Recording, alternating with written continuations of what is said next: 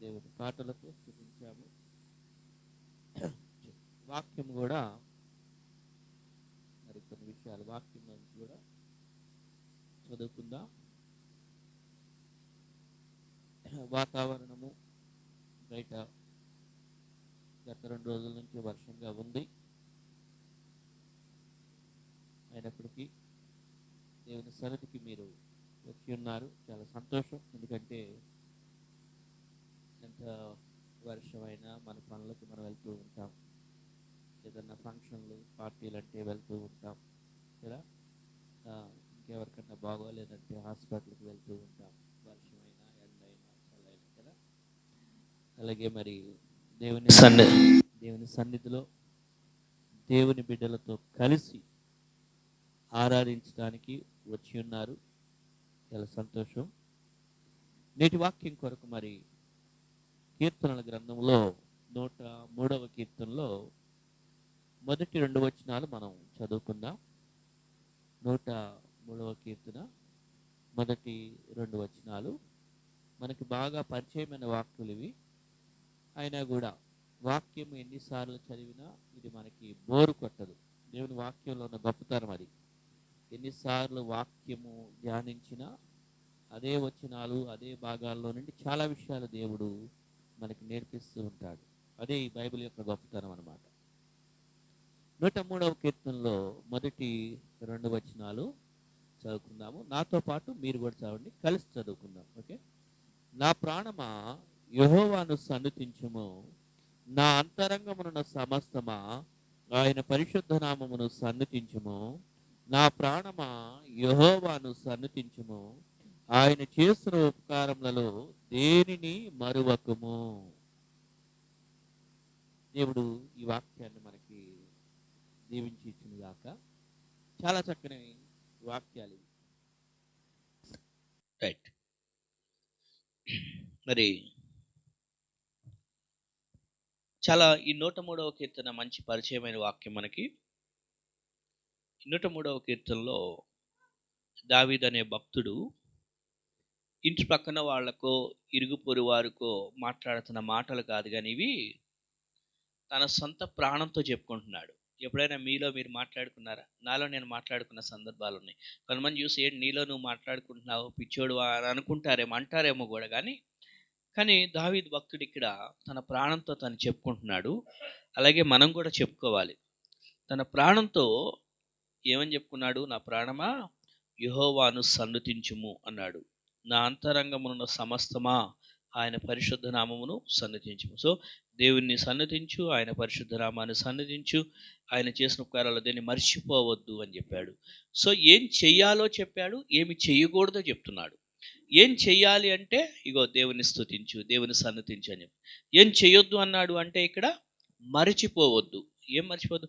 చేసిన ఉపకారాలు అంటే ఆయన చేసిన ఉపకారాలు. దేవుడు అందరికీ మేలు చేసేవాడు కదా. యెహోవా అందరికీ ఉపకారి అని ఉంది. సో అందుకనే ఆయన సూర్యుడిని, చంద్రుడిని, ఆకాశము, నక్షత్రాలు, భూమి, వర్షము, ఎండ అన్నిటిని ఇచ్చాడు. భూప్రపంచం అంతా కూడా అందరికీ పంటలు పండి అన్ని విధాలా చేశాడు. సో యెహోవా అందరికీ ఉపకారి. దేవుని దగ్గరికి వచ్చిన వారందరికీ ఆయన మేలు చేసేవాడు. అందుకని ఆయన చేసిన ఉపకారములలో దేనిని మరవద్దు. మనం కొన్నిసార్లు పెద్ద పెద్ద గుర్తు పెట్టుకుంటాం, చిన్న చిన్నవి మర్చిపోతుంటామేమో. కానీ చిన్నదైనా పెద్దదైనా ప్రతీది కూడా చాలా ఇంపార్టెంట్. మనం బైక్ వేసుకొని వెళ్తాం, లేదా కారు వేసుకొని వెళ్ళారనుకోండి. కారు 10 లక్షలు పెట్టి కారు కొంటారు. కిరణ్ గారికి బాగా తెలుసు, ఎందుకంటే ఆయన కారు ఎంత ఖర్చు అయిందో, ఎంత ఇంకా దానికి ఉన్న బ్రాండ్ని బట్టి. కానీ ఒక 10 రూపాయలు గాలి పెట్టలేదు అనుకో, ముందుకు వెళ్తుందా? 10 లక్షల కారు అయినా 10 రూపాయల కారు కూడా, 10 రూపాయల గాలి కూడా ఇంపార్టెంట్ ఆ టైర్లో, అవునా? సో ఆ 10 రూపాయలు గాలి పెట్టుకోవడం మర్చిపోయారనుకోండి, ఈరోజు చర్చికి వచ్చేవాళ్ళు కాదు. అయ్యో గాలి లేదు కదా అని ఆగిపోయేవాళ్ళు. అంటే బండి ముందుకెళ్ళదు. సో అది కూడా గుర్తుపెట్టుకోవాలి. అంటే నేను ఉదాహరణ చెప్తున్నా. ఆయన చేసిన ఉపకారములలో దేనిని మరువకము. అంటే ఆయన చాలా మేలు చేసిన దేవుడు. మనందరి జీవితాలు ఆలోచించుకుంటే ఒకసారి ఎంత బ్రతికి మనకు ఊహ తెలిసిన దగ్గర నుంచి, ఊహ తెలియనప్పుడు అంటే ఇప్పుడు హానా ఉంది చిన్నపిల్ల, ఆమెకు తెలియదు ఏమి. కానీ ఒక వయసుకు వచ్చాక ఒక 4 ఏళ్ళు 5 ఏళ్ళు వచ్చిందంటే ఊహ తెలుస్తూ ఉంటుంది కదా. అప్పటి నుండి మనం లెక్క పెట్టుకుంటే ఎన్ని మేలు దేవుడు చేశాడు. మన ఊహ తెలిగిపోయినప్పటికీ ఆ ముందు గురించి కూడా ఆలోచన చేస్తే పసిబిడ్డలుగా ఉన్నప్పుడు మనం ఎన్నిసార్లు పడిపోయి ఉంటాము. ఎన్నిసార్లు మన తల్లిదండ్రులు మర్చిపోయి వాళ్ళు ఏదో పనిలో ఉంటే మనం ఎక్కడో పడిపోయి ఉంటామేమో. కానీ దేవుడు ఎంత గొప్పగా కాపాడుతూ ఉన్నాడు కదా! సో, ప్రతి విషయం అందుకని దేనిని మరిచిపోవద్దు అన్నాడు ఇక్కడ. మరిచిపోవద్దు అంటే ఇంకోటి ఏం చేయమని? జ్ఞాపకం చేసుకోమని. అంతే కదా! మరిచిపోవద్దంటే జ్ఞాపకం చేసుకోమని. సో, అందుకని ఇక్కడ దేవుని జ్ఞాపకం చేసుకోండి అన్నాడు. అందుకే మనం ఇక్కడికి వచ్చామనమాట. బైబిల్‌లో జ్ఞాపకం చేసుకోవాల్సినవి కొన్ని విషయాలున్నాయి. మనకి మన సమయాన్ని బట్టి కొన్ని విషయాలు ఆలోచన చేద్దాం. నిర్గమాకాండము 13వ అధ్యాయం. మీరు నాకు చదివి వచనాలు అందిస్తా ఉంటే మనం కొద్దిగా త్వరగా ముందుకు వెళ్తూ ఉంటాం కదా! నిర్గమాకాండం 13వ అధ్యాయంలో 3వ వచనం. అక్కడ ఏం జ్ఞాపకం చేసుకోమన్నాడు చూద్దాం. ఆ! Remember this day. ఆ! ఆ! So, out of the bondage actually అంటే కదా! ఆ ఐగుప్తులో మీరు ఒకప్పుడు బానిసత్వంగా ఉన్నారు. అలాంటి బానిసత్వంలో నుంచి మీ దేవుడు మిమ్మల్ని విడిపించిన ఈ రోజుని జ్ఞాపకం చేసుకోండి అని అంటున్నాడు. అవునా? మనందరం ఏం చేస్తామంటే మన భారతదేశంలో ఉన్న మనము ఆగస్టు 15 సెలబ్రేట్ చేస్తుంటారు. ఏంటంటే ఇండిపెండెన్స్ డే అని. అలాగే రిపబ్లిక్ డే అని జనవరి 26న జ్ఞాపకం చేసుకొని ఆ రోజు జెండా ఎగరేస్తారు కదా! అంటే దేశం యొక్క స్వతంత్రత గురించి. అలాగే ఇక్కడ కూడా మీరు ఐగుప్తు అనే బానిసత్వంలో ఉన్న టైంలో దేవుడు మిమ్మల్ని విడిపించిన రోజు ఈరోజు. కాబట్టి ఈ రోజుని దేవుడిని జ్ఞాపకం చేసుకోనండి. దేవుని స్మరించండి. దేవుని స్తుతించండి. అవును. మనము కూడా ఈ ఐగుప్తు అనేటువంటి ఫరో అనేటువంటి సాతానుడి యొక్క లోకంలో చీకటి రాజ్యంలో ఉన్నటువంటి వారం. బానిసత్వం, పాపం అనే బానిసత్వంలో ఉన్న మనలను అక్కడ బంధించబడి ఉన్నాం. సాతానుడు కొన్ని పాపముల చేత మనల్ని బంధించేశాడు. మనకు తెలియకుండానే. స్లేవ్స్‌గా ఉన్నాం. ఆ పాపపు యొక్క విషయాల్లో. పాపముగా బందీగా ఉన్నామంటే పాపాన్ని యొక్క బందీగా ఉన్నందుకు చివరికి నరకమే శిక్ష. కానీ అక్కడ నుంచి ఇదిగో మనల్ని ప్రభువైన యేసుక్రీస్తు వారు మనల్ని విడిపించాడు. అందుకే ఆయన విడిపించిన విషయాన్ని జ్ఞాపకం చేసుకోండి అంటున్నాడు. మర్చిపోవద్దు. మన దేవుడు మనలను సాతానుడి అధికారం నుంచి సాతానుడు కొందరు కుటుంబాలను పట్టి పీడిస్తూ ఉంటాడు. సాతానుడు కొందరు కుటుంబాలను పట్టి వేధిస్తూ ఉంటాడు. కొందరు జీవితాలని వాడు చిన్నాభిన్నం చేస్తుంటాడు. కొందరు కుటుంబాలు మీరు చూసారా? వాళ్ళ జీవితాల్లో ఎప్పటికీ వెలుగు అనేది ఉండదు. ఇంకా వాళ్ళు సాతానుడి యొక్క కబంధ హస్తాల్లో ఉండిపోయి అలాగా కానీ మన దేవుడు మనలను విడిపించాడు. అందుకని ఆ విషయం మర్చిపోకూడదు. అందుకే అక్కడ ఆ వచనం ఉంటే ఇగో మీరు ఈ విషయాన్ని రిమెంబర్ దిస్ డే, ఈ రోజుని జ్ఞాపకం చేసుకోండి. ఏంటి ఈరోజు అంటే ఇదిగో మీ దేవుడు ఐగుప్తు బానిసత్వం నుంచి ఆ ఫరో యొక్క అధికారము అనగా సాతానుడి యొక్క అధికారంలో నుంచి సాతానుడి యొక్క వాడి దుష్ట ఆలోచనల నుంచి వాడి దుష్ట పన్నాగాల్లో నుంచి ఎందుకంటే వేటగాడు ఉన్నాడనుకో వేటేసి వలేసి పనుకోవడానికి చూస్తాడు. అట్లా సాతానుడు ఉంటాడు. వాడి పన్నాగాల్లో నుంచి దేవుడు విడిపించాడు కదా! అందుకే మనకి ఇప్పుడు దేవుడు మనల్ని రక్షించాడని చెప్పి ఆయన్ను జ్ఞాపకం చేసుకోవాలి. అది మొదటిగా జ్ఞాపకం చేసుకోవాలి. Okay, remember this day. ఈరోజు అంటే నువ్వు రక్షణ పొందిన విషయాన్ని జ్ఞాపకం చేసుకో. ఒకసారి దేవుడు సువార్తను నమ్మావు, ఎప్పుడైతే రక్షణ పొందారో ఆ విషయాన్ని ఆ రోజు పలానా రోజున నేను కూడా సువార్తను విని సువార్త ద్వారా రక్షణ పొందాను పలానా రోజున. ఎప్పుడైనా ఎవరినైనా అడుగుతా మీరు రక్షణ పొందారంటే ఎప్పుడు రక్షణ పొందారంటే పలానా సంవత్సరం పలానా రోజున నేను రక్షణ పొందానని నేను చెప్తారు కదా. ఆ రోజు మర్చిపోవద్దు. ఎందుకంటే మనం తిరిగి జన్మించిన రోజు దేవుడు మనల్ని రక్షించిన విధానం మర్చిపోవద్దు. ఆయన చేసిన మేలును మరిచిపోకు అంటే రక్షించిన దేవుడు ఆ సాతానుడి యొక్క బానిసత్వం నుంచి మనల్ని స్వతంత్రులుగా చేసి కుమారులు మిమ్మల్ని స్వతంత్రులుగా చేశారు. యేసుక్రీస్తు వారు మనల్ని స్వతంత్రులుగా చేశాడు. తర్వాత ఇంకా ఏం జ్ఞాపకం చేసుకోవాలి? ద్వితీయోపదేశకాండము 8వ అధ్యాయము 18వ వచనం. ద్వితీయోపదేశకాండము 8:18. రిమెంబర్ ద లార్డ్ దై గాడ్. సో మీరు వాక్యము సంపాదించుకోవడానికి to get the power, right, to get the power to get wealth అంటే మీరు సంపాదించుకునే సామర్థ్యాన్ని ఇచ్చేస్తుంది ఎవరు? దేవుడు.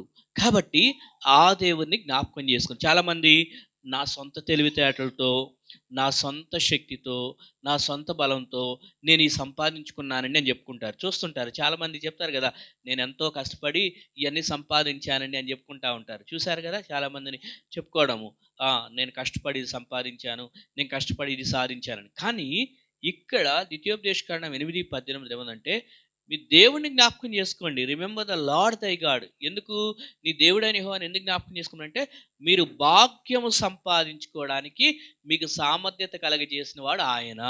ఒకవేళ ఆయనే గాని మనకు భాగ్యం అదే ఆ సామర్థ్యత ఇవ్వలేదనుకోండి. ఫర్ ఎగ్జాంపుల్ కొంతమంది అనారోగ్యానికి గురవుతారు తెలుసు కదా! అనారోగ్యానికి గురైతే ఇంక వాళ్ళు డ్యూటీకి వెళ్ళలేరు. వాళ్ళు డ్యూటీకి వెళ్ళలేదనుకోండి, జీతం ఇస్తారా? ఖాళీగా జీతం ఇస్తానంటారా? ఏ కంపెనీ వాళ్ళైనా? ఏ కంపెనీ వాళ్ళు ఏ ఏ పని చేస్తున్నా, ఏ స్థలంలో అయినా కూడా మనం పని చేయకుండా జీతం ఇవ్వరు. అందుకే దేవుడు మనకు ఆరోగ్యం ఇవ్వబట్టే, దేవుడు మనకిచ్చిన శక్తిని బట్టే, దేవుడు మనకిచ్చిన తెలివితేటలను బట్టే ఆఫీస్‌కెళ్ళి జాబ్ చేసుకోగలుగుతున్నాము. కష్టపడి పని చేసుకుంటున్నాం. జీతం తెచ్చుకుంటున్నాం. అందుకనే ఇక్కడ ద్వితీయోపదేశకాండం 8:18లో నీ దేవుడైన యెహోవాని జ్ఞాపకం చేసుకో. ఎందుకంటే నువ్వు భాగ్యం సంపాదించుకోవడానికి నీకు సామర్థ్యతనిచ్చిన వాడు ఆయన. అంతేగాని మన సొంత తెలివితేటల్లో మనం సంపాదించుకున్నామని ఎప్పుడు అనుకోవద్దు. అదేదైనా కూడా మనం ఆయన కృప లేకుండా, ఆయనకు మన శక్తిని ఇవ్వకుండా అడుగు తీసి అడుగు వేయలేం. ఆయన శక్తి లేకుండా మనము ఒక్క చిన్న పని కూడా చేయలేం. ఆయన కృప లేకుండా మనం ఏమీ సాధించలేం. అందుకనే నీ దేవుడైన యెహోవాను జ్ఞాపకం చేసుకో, మర్చిపోవద్దు అని ఈరోజు జ్ఞాపకం చేస్తున్నాడు. తర్వాత మత్తయి సువార్త 26వ అధ్యాయము 75వ వచనం. మత్తయి 26:75.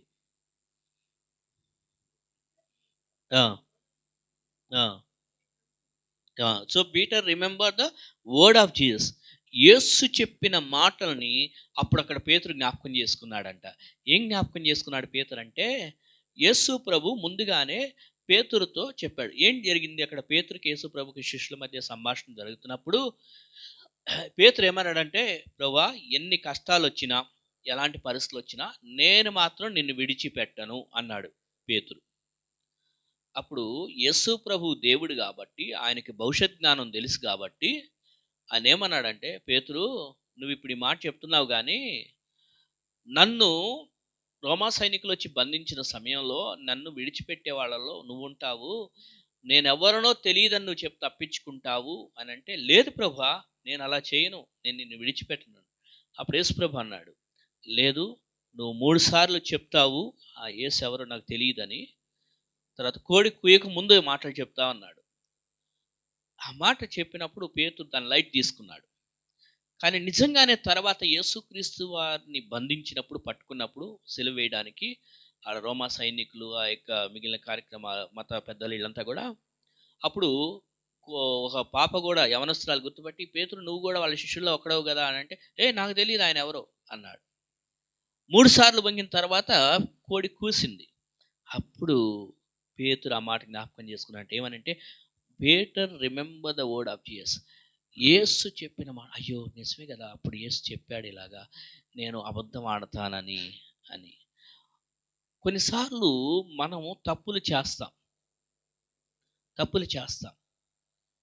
ఏం తప్పు చేశామో జ్ఞాపకం చేసుకొని ఆయన దగ్గర ఒప్పుకొని పశ్చాత్తాపడటం మేలు. ఎందుకంటే మనం జ్ఞాపకం చేసుకోలేదనుకోండి, నేనేం తప్పు చేశానని ఆ తప్పులోనే అలానే ఉండిపోతాం.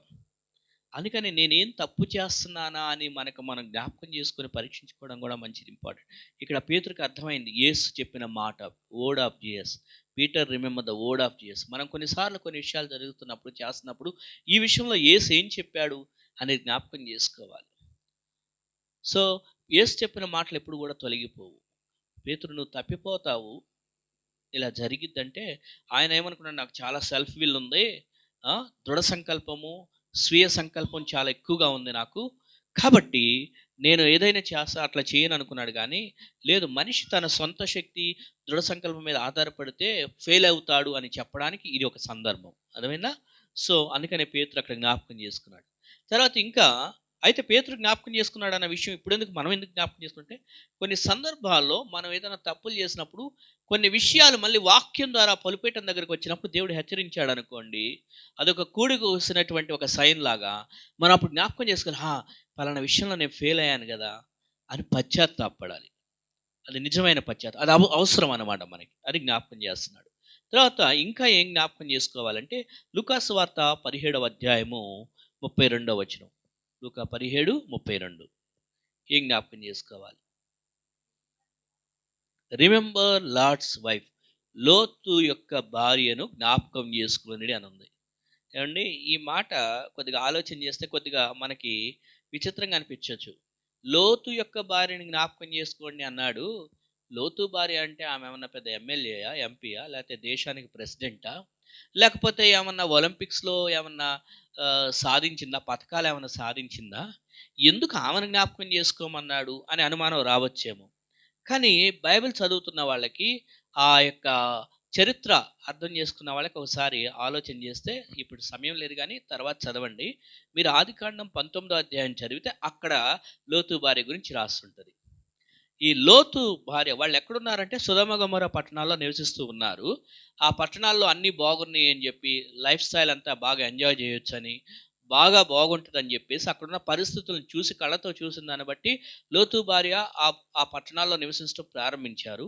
కానీ తర్వాత అక్కడ అది బయటకు చూడడానికి బాగుందేమో కానీ లోపలికి వెళ్ళి చూస్తే పాపముతో నింపబడి ఉంది, భయంకరమైన పాపం. అప్పుడు దేవుడు ఒకరోజు తీర్పు తీరుస్తే దాన్ని నేను నాశనం చేస్తున్నాను, అగ్ని దాని మీద కురిపిస్తాను, తీర్పు తీరుస్తాను, లోతు నీ కుటుంబం మాత్రం బయటికి రండి అని చెప్తే ముందు రాలేదు. తర్వాత దూతలను పంపించి బలవంతంగా బయటికి తీసుకురావాల్సి వచ్చింది. బయటికి తెచ్చేటప్పుడు దేవుడు చెప్పాడు, మీరు వెనక్కి చూడొద్దు, వెనక్కి తిరిగి చూడొద్దు అని చెప్తే లోతు భార్య ఏం చేసింది? వెనక్కి తిరిగి ఇలా చూసింది. చూసినందుకు ఏమైపోయింది? ఉప్పు స్తంభం.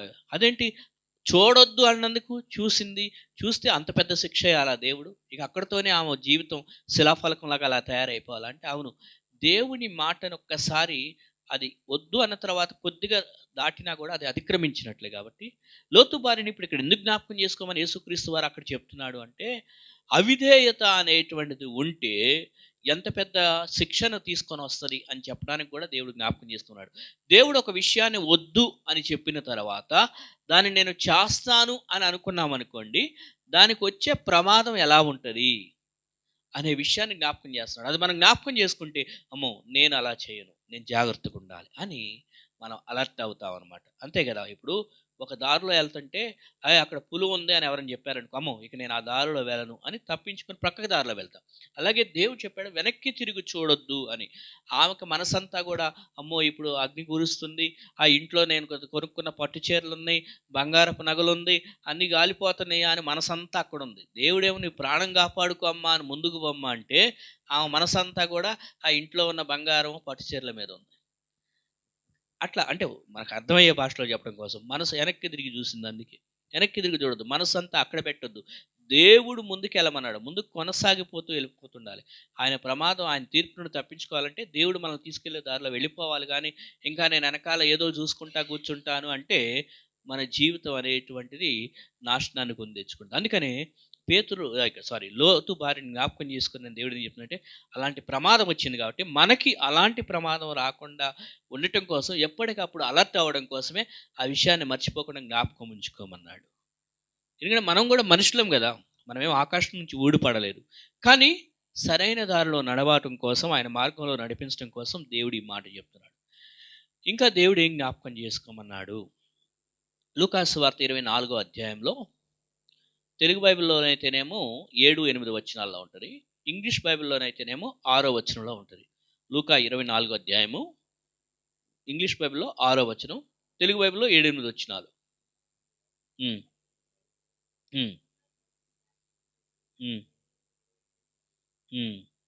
సో ఇంకా నెక్స్ట్ ఏమన్నా ఉంది? కంటిన్యూ. లూక్ 24:6 అనా? మళ్ళీ ఒకసారి 6 ఒకసారి చదవమ్మా. His reason. Remember how he, ఆయన ఏమైతే చెప్పాడో ఆయన చెప్పిన మాటను జ్ఞాపకం చేసుకోండి. ఎందుకంటే అక్కడ సన్నివేశం ఏంటంటే, యేసుక్రీస్తు వారు చనిపోయిన తర్వాత వీళ్ళు వచ్చి సమాధిలో చూస్తూ ఉంటే అప్పుడు చెప్తున్నారు, ఎందుకు మీరు సజీవుడైన వాడిని ఈ మృతుల సమాధుల్లో ఎదుగుతున్నారు? అట్లా చూడొద్దు మీరు, ఆయన సజీవుడిగా లేచున్నాడు అన్న మాట, ఆయన నేను లెగుస్తానని చెప్పాడు కదా, ఆయన మీతో చెప్పిన మాట జ్ఞాపకం చేసుకొనిడి అని అన్నాడు. సో మనం కూడా చాలాసార్లు దేవుడు చెప్పిన మాట మర్చిపోయి ఏం చేస్తామంటే సమాధుల లాంటి ప్రదేశాల్లో, సమాధుల లాంటి పరిస్థితుల్ని, మృతమైన దాన్ని ఎత్తుక్కుంటూ ఉంటాం. మన జీవితాల్లో ప్రయోజనం లేని దాన్ని వెతుక్కుంటూ ఉంటాం. ఆయనేమో ఆల్రెడీ లేచిపోయాడు, సమాధిలో నుంచి సజీవుడా వెళ్ళిపోయాడు. ఇంకా మనం ఏదో మృత శరీరం డెడ్ బాడీని చూడడానికి వెళ్ళడం, నో, ఆయన డెడ్ బాడీ కాదు, ఇప్పుడు ఆయన సజీవుడిగా లేచి ఉన్నాడు. సో మరణించిన వాటినే ఇంకా దృష్టి పెట్టొద్దు మనం. అవి అయిపోయింది, గతం గతః, జరిగిపోయింది. కానీ దేవుడు నూతన కార్యాలు, పునరుద్ధాన శక్తినిచ్చి గొప్ప కార్యాలు చేయాలని ఆయన ఆశపడుతుంటే దాని మీద దృష్టి పెట్టడం కోసం ఆ మాటను జ్ఞాపకం చేసుకోవాలి. కానీ ఇంకా ఆ మృతమైన సమాధిలో వెతుక్కుంటూ కూర్చోకూడదు మనం. అంటే అలాంటి పరిస్థితుల్లో వెతుక్కుంటూ కూర్చోవద్దు. దేవుడు కార్యాలు చేస్తాడు, గతం గతః అయిపోయింది, దాని గురించి బాధపడొద్దు. దేవుడు కొత్త కార్యాలు, పునరుద్ధాన శక్తి బలంతో సజీవమైన కార్యాలు చేయదలుచుకున్నాడు. ఆయన చేయబోయే నూతన కార్యాలు ఆయన చెప్పాడు, నేను లెగుస్తాను. కాబట్టి ఆయన చెప్పిన మాటను జ్ఞాపకం చేసుకోవాలి. ఆయన ఏమనంటే నీ పరిస్థితులను కూడా నేను చక్కబెడతాను అని చెప్పాడు అనుకోండి, వాగ్దానం చేశాడు అనుకోండి, మీకు ఆ చెప్పిన మాటను జ్ఞాపకం చేసుకోవాలి. Remember his word. ఆయన ఏమి ఇచ్చాడు మీకు. అనేక సార్లు దేవుడు నాకు ఈ వాగ్దానం ఇచ్చాడండి అని చెప్తారు కదా. మరి ఆ వాగ్దానాన్ని జ్ఞాపకం చేసుకోకుండా ఇంకా ఎందుకు బాధపడుతూ కూర్చుంటాం మనం. ఇంకో మాటలో చెప్పాలంటే అదనమాట. ఇంకా బాధపడుతూ కూర్చుంటాం, అమ్మ ఇది ఇట్లా అయిపోయింది, ఇదేమైందో. కానీ దేవుడు ఆల్రెడీ నీకు వాగ్దానం ఇచ్చాడని నీకు తెలుసు. దేవుడు నాతో ఈ విధంగా వాగ్దానం ఇచ్చి మాట్లాడాడు, కానీ ఆ వాగ్దానం మర్చిపోతాం. ఏదో జరిగిపోయిన నష్టాన్ని గురించి బాధపడుతూ ఉంటాం. అలా చేయొద్దు. ఆయన చెప్పిన మాటను జ్ఞాపకం చేసుకొనడి అన్నాడు. అక్కడే 24వ అధ్యాయం 5వ వచనంలో అందుకే అన్నాడు, మీరు సజీవుడైన వాడిని మృతుల్లో ఎందుకు తిరుగుతున్నారు. అంటే ఇంకా చచ్చిపోయిన ఆ పరిస్థితులను ఎందుకు, సజీవమైన విషయాలు ఉన్నాయి, కొత్త విషయాలు, వాటి మీద దృష్టి పెట్టమని దీని యొక్క అర్థము. ఇంకో మాట దీనికి రిలేట్ అయిన ఇంకో వర్స్ ఏంటంటే 2వ తిమోతి 2వ అధ్యాయం 8వ వచనం. 2వ తిమోతి 2వ అధ్యాయం 8వ వచనం.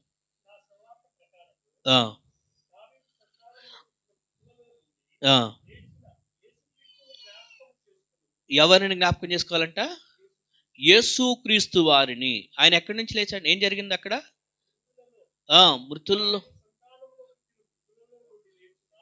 మృతులలో నుండి లేచిన యేసుక్రీస్తుని జ్ఞాపకం చేసుకున్నాము. ఇది చాలా ఇంపార్టెంట్ వర్స్ అనమాట. అర్థమైనా? మృతుల్లో నుండి లేచిన యేసుక్రీస్తుని జ్ఞాపకం చేసుకున్నాము. ఆయన మరణాన్ని జయించాడు, సమాధిని జయించాడు కదా. ఆయన మరణాన్ని, సమాధిని జయిస్తే ఇంకా మనం ఆ సమాధిలో ఎందుకు ఎత్తుక్కుంటూ కూర్చోవాలి?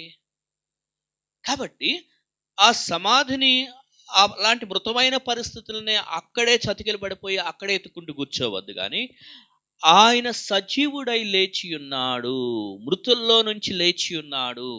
కాబట్టి అది జ్ఞాపకం చేసుకో. దాని అర్థం ఏంటి? సమాధినే జయించి తిరిగి లేచాడు అని అంటే ఇంకా ఆయనకు అసాధ్యమైనది ఏదైనా ఉంటుందా? ఆయన ఏదైనా చేయగలడు అని అర్థం, అంతే కదా. ఇప్పుడు మనకి దేశంలో, ప్రపంచంలో గొప్ప గొప్ప వీరులు ఉన్నారండి. చరిత్రలో మనం చదివితే, ఫర్ ఎగ్జాంపుల్ మనం అలెగ్జాండర్ గురించి చదివామనుకోండి. గత వారంలో కూడా అలెగ్జాండర్ గురించి ప్రస్తావనలోకి తీసుకొచ్చాను వాక్యంలో. ఏంటంటే అలెగ్జాండర్ అంట ఏమన్నాడంట, చనిపోయినప్పుడు నా డెడ్ బాడీని తీసుకెళ్ళేటప్పుడు ఏమని చెప్పాడంట, నా 2 చేతులు ఇలా బయట పెట్టి తీసుకెళ్ళండి అన్నాడంట.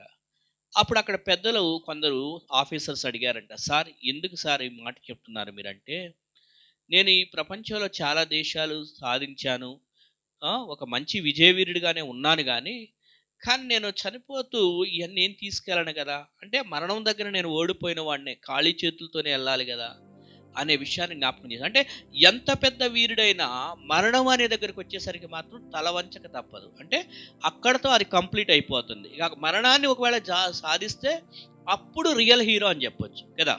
సో ఇక్కడ పాయింట్ ఏంటి అంటే, మనం చదువుకున్న భాగంలో కూడా ఆ 2వ తిమోతి 2వ అధ్యాయంలో 8వ వచనం కూడా మరొకసారి చదవండి. ఇక్కడ ఏమనుంది? 2వ తిమోతి 2వ అధ్యాయం 8వ వచనం.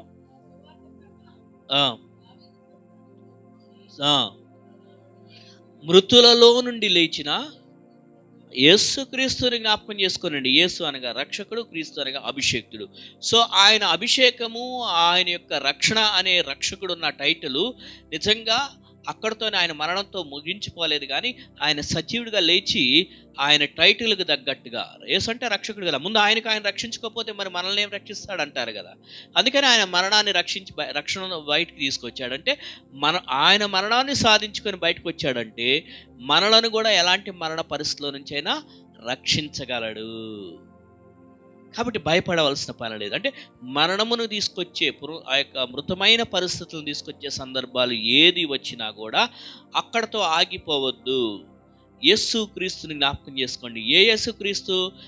చాలామంది ఇంకా యేసు ప్రభు ఇన్ఫాంట్ జీఎస్గా, బాల యేసుగా చాలామంది. అందుకే నేనైతే క్రిస్మస్ అనే పాటను పాటించను కానీ, క్రిస్మస్ పండుగ కానీ ఇవన్నీ.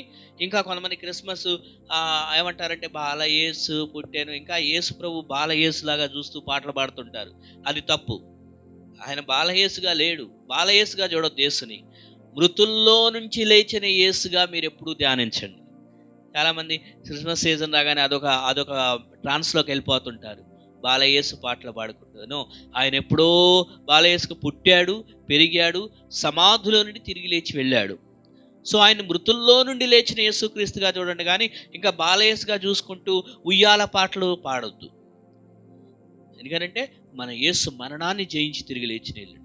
సో మనకు కూడా అలాంటి పరిస్థితులు వచ్చినా, ఏది మనలను బాగా ఇబ్బంది పెట్టేసి మన జీవితాన్ని అక్కడతో ముంచివేయాలనే పరిస్థితులు ఎలాంటివి వచ్చినా, అక్కడ మీరు జ్ఞాపకం చేసుకోవాల్సిందంటే మృతుల్లో నుండి యేసు లేచాడు కదా, మృతుల్లో నుండి లేచిన యేసు క్రీస్తుని జ్ఞాపకం చేసుకుని, నేను నమ్మిన నా దేవుడు ఆయన మృతుల్లో నుండి లేచాడంటే నన్ను కూడా ఎలాంటి మరణకరమైన పరిస్థితుల్లో నుంచి అయినా, లేకపోతే ఎలాంటి వేదనకరమైన పరిస్థితులు వచ్చినా నన్ను కూడా ఆయన లేవనెత్తుతాడు, నన్ను కూడా ఆయన నిలబెడతాడు, నన్ను కూడా ఆయన జీవింపజేస్తాడు అనే నిరీక్షణతో మనం జీవించాలి. అది మనం జ్ఞాపకం చేసుకోవాలి. ఎలా జీవించిన వాళ్ళకి ఇంకా చింతిస్తూ కూర్చోరు, ఏం చేయాలబ్బా, ఎలా చేయాలబ్బా. నో, నీ యేసు చచ్చిపోయినోడు కాదు, నీ యేసు సజీవుడైన దేవుడు. ఆయనకు తెలుసు నువ్వు ఎలాంటి పరిస్థితిలో నుంచి వెళ్తున్నావో, నీ ఆరోగ్య పరిస్థితి ఏంటి, నీ ఇంట్లో పరిస్థితి ఏంటి, నీ ఒంట్లో పరిస్థితి ఏంటి, నీ మానసిక పరిస్థితి ఏంటి, నీ ఆలోచన విధానం ఏంటి, సమస్తం ఎరిగిన వాడు ఆయన. కొన్నిసార్లు మన సొంత వాళ్ళే మనల్ని అర్థం చేసుకునే కెపాసిటీ ఉండకపోవచ్చు, ఎందుకంటే వాళ్ళు కూడా మనుషులే కదా. కానీ మన దేవుడు మన గురించి పూర్తిగా అర్థం చేసుకునే దేవుడు. ఆయన మనల్ని ఎప్పుడు జ్ఞాపకం చేసుకునే దేవుడు. మన పరిస్థితి ఏంటి, మన మానసిక పరిస్థితి ఏంటి, మనం ఎంతవరకు ఎదిగాం, ఎంతవరకు బలము, ఎంతవరకు బలహీనము, అన్నీ మన గురించి ఎరిగినవాడు ఆయన. అందుకే మనకి ఆయన ఎట్లా అంటే ఏ విధంగా మనల్ని సహకరించి మనకి ముందుకు తీసుకెళ్ళాలి అది. ఇప్పుడు చిన్నపిల్లలు ఉన్నారు ఇంట్లో, పసిపిల్ల ఉందనుకోండి, ఇప్పుడు కిరణ్ గారికి చిన్న పాప ఉంది, ఆమెని ఎలా డీల్ చేయాలో అలా డీల్ చేస్తారు. కానీ 10 ఏళ్ల పిల్లలను డీల్ చేసినట్టు కొట్టేయటం, తిట్టేయటం చేస్తారా? చేయరు. వాళ్ళకి ఆ కెపాసిటీ లేదు.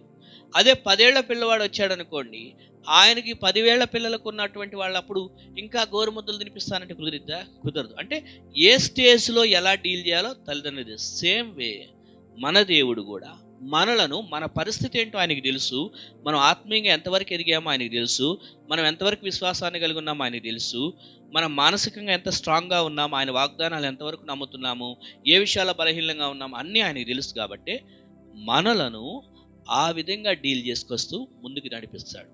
అందుకే ఆయన జ్ఞాపకం చేసుకోమన్నాడు. ఎందుకంటే ఆయన అన్నిటినీ జయించి ముందుకెళ్ళాడు. ఆయనకి తెలుసు మనల్ని ఎలా నడిపించాలనేది. ఒక దారిలో వెళ్ళిన వాళ్ళకి ఇప్పుడు ఎవరన్నా క్రొత్తగా ఆ దారిలో వస్తున్నారంటే వాళ్ళు చెప్పగలుగుతారు, నేను ఆ దారిలో ఇంతకుముందు ప్రయాణం చేశానండి, ఆ దారి బాగోదు, లేకపోతే ఆ దారిలో ఇలా వెళ్ళినప్పుడు పలానా చోట ఇలాగ అక్కడ ఆగండి, అక్కడ భోజనం బాగుంటుంది, లేకపోతే అక్కడ టీ బాగుంటుంది, లేకపోతే ఈ దారికి ఇక్కడికి వచ్చిన తర్వాత పలానా చోట పెట్రోల్ కొట్టియొద్దు, అక్కడ మోసం చేయదు. ఎందుకంటే ఆ దారిలో వెళ్ళిన వాళ్ళకి తెలిసింది. సేమ్ మన దేవుడు యేసుక్రీస్తు వారు మరణాన్ని జయించి లేచాడు కదా, అందుకే మన పరిస్థితులన్నీ ఆయనకి తెలుసు, మన జీవితం ఎట్లాగా తీసుకెళ్లాలని. కాబట్టి ఆయన జ్ఞాపకం చేసుకుందాం. మన గురించి ఆయన ఏమి చేతగాని వాడేం కాదు. మనం అనుకుంటాం ఆయన నిజంగా నన్ను జ్ఞాపకం చేసుకుంటున్నాడా అంట. కొన్నిసార్లు కష్టాలు లాగానే దేవుడా అసలు నువ్వు ఉన్నావా, ఎక్కడున్నావు, నువ్వు నన్ను మర్చిపోయావా అని అడుగుతుంది. లేదు, ఆయన ఎప్పుడు మనల్ని మర్చిపోడు. బైబిల్లో ఏమనుందంటే నేను నిన్నెన్నడూ విడువను ఎడబాయను అన్నాడు. అంటే మర్చిపోయే దేవుడు కాదు, విడిచిపెట్టే దేవుడు కాదు. కానీ మనమే ఒక్కోసారి మర్చిపోతుంటాం, మనమే ఒక్కోసారి ఆయన్ని విడిచిపెడుతూ ఉంటాం. కానీ ఇక్కడ దేవుడు ఏమన్నంటే, ఈ వచ్చిన మనం చదువుకున్న దగ్గర మరణములో నుంచి లేచిన యేసుక్రీస్తుని జ్ఞాపకం చేసుకోండి. ఆయనే మరణాన్ని జయించాడంటే మనల్ని ఎలాంటి పరిస్థితుల్లో నుంచి అయినా మనల్ని కూడా ముందుకు నడిపిస్తాడు, విజయం మనకి చేస్తాడు. అది జ్ఞాపకం చేసుకుందాం. ఇంకా 1-2 వచనాలు చదువుకొని క్లోజ్ చేసుకుందాం. 1 తెస్సలోనికి రాసిన పత్రిక. ఇంకా ఏం జ్ఞాపకం చేసుకోవాలి? 1 తెస్సలోనికి 1వ అధ్యాయము 2వ వచనం 3వ వచనం తెలుగు బైబిల్లో. 1 తెస్సలోనికి 1వ అధ్యాయం 2-3 వచనాలు.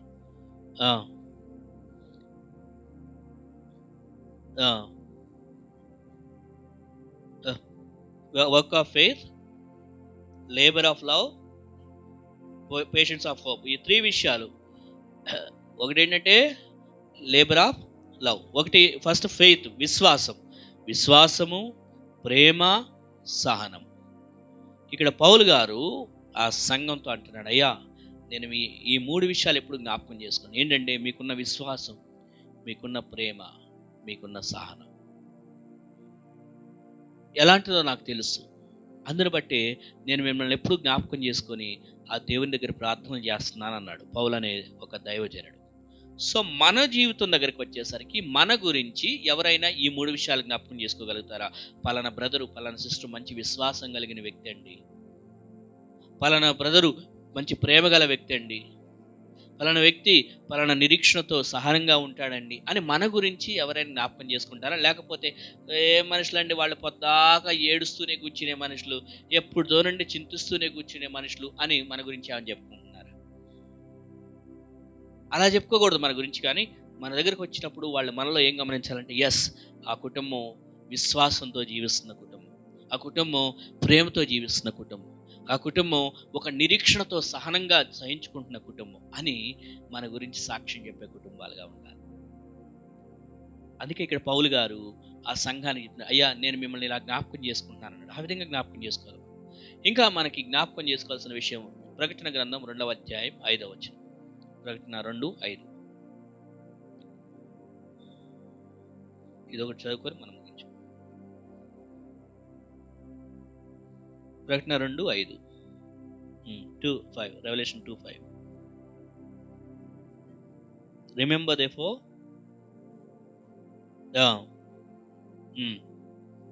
Okay. So remember from where you have fallen. ఎక్కడ నుంచి పడిపోయావో ఆ విషయాన్ని జ్ఞాపకం చేసుకుని పశ్చాత్తాపడి మరలా మొదటి క్రియలు చేయము అని ఉంది. కొన్నిసార్లు మనం పడిపోతుంటాం.